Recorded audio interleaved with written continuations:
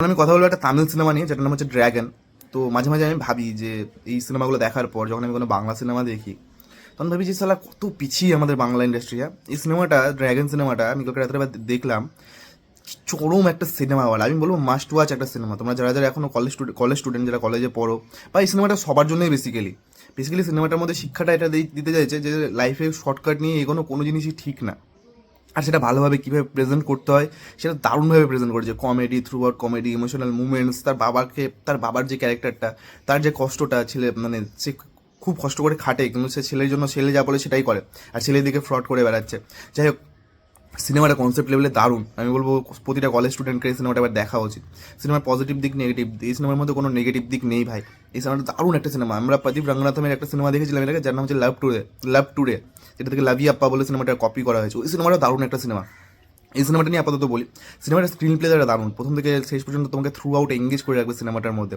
সিনেমায় প্রদীপ রঙ্গনাথমের পারফরমেন্স, সে যেরকম পারফরমেন্স দেয় কমেডি ইমোশনাল মুমেন্টসে, তো সে যেভাবে তার অ্যাক্টিভিটিসগুলো, সে যখন প্রবলেমের মধ্যে পড়ছে সেখানে কী করবে সে বুঝতে পারছে না। একটা সিন আছে, তার গার্লফ্রেন্ড হঠাৎ করে চেন্নাই চলে আসে, দিয়ে সে বলে আমি আমি মুম্বাইয়ে আছি। তারপরে সে 3 ঘন্টার, তার পরের দিন তার পরীক্ষা, সে ড্রাইভ করে যায়, দেখা করে, আবার এসে পরীক্ষা দিতে যায়। সেখানে একটা ইভেন্ট টুইস্ট ঘটে। কি কি পারফরমেন্স প্রদীপ রঙ্গনাথমের, বাকি যে মেয়েগুলোও রয়েছে, তার বন্ধুগুলো রয়েছে, হেভি পারফরমেন্স, ঠিক আছে। সিনেমার গানগুলো হিন্দি তত ভালো নেই, বাট আমি বলবো তামিলে যদি তুমি গানগুলো শোনো, হেভি গানগুলো খুব দারুণ। এটা কিন্তু একটা কমার্শিয়াল সাকসেস হয়েছে সাউথে, তামিলে। লাভ টুডেটাও 100 কোটির উপরে কালেকশন করেছে, এই সিনেমাটাও 100 কোটি টাকার উপরে কালেকশন করেছে। তো যারা যারা এই সিনেমাটা দেখোনি, সিনেমাটা একবার বেসিক্যালি, মানে এই সিনেমাটা যারা যারা দেখোনি, সিনেমাটা প্লিজ একবার দেখো। এই সিনেমাটা দারুণ একটা সিনেমা, যে লাইফে শর্টকাট কখনো নিতে নেই।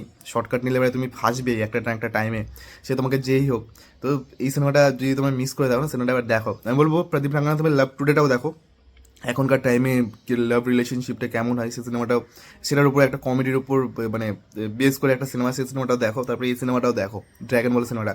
আমি একটা আরও দুটো সিনেমা দেখলাম, একটা পোনম্যান বলে মালায়ালাম থ্রিলার, আর একটা সিনেমা দেখলাম কুদুম্বাস্তান। এই দুটোর রিভিউ করবো। আমার রিসেন্ট টাইমে এই সিনেমাগুলো দারুণ লাগছে। এই কনসেপ্ট লেভেলে যদি আমাদের বাংলা খেলে না, হেভি লোকজন হেভি পছন্দ করবে। But they don't know how to, মানে তাদের সিনেমার কোনো নলেজই নেই, তারা এই কিলবিল ফিলবিলই করবে। সো বলে বেসিক্যালি লাভ নেই। তো এই সিনেমাটা আবার গিয়ে চেক আউট করতে পারো। আই থিঙ্ক হটস্টারে অ্যাভেলেবেল রয়েছে। আমি সিনেমাটা ইতে দেখেছি, কী বলে ওটাকে, টেলিগ্রামে দেখেছি। তো এই ছিল ভিডিও। যদি ভালো লাগে তাকে like share and subscribe. Tata bye.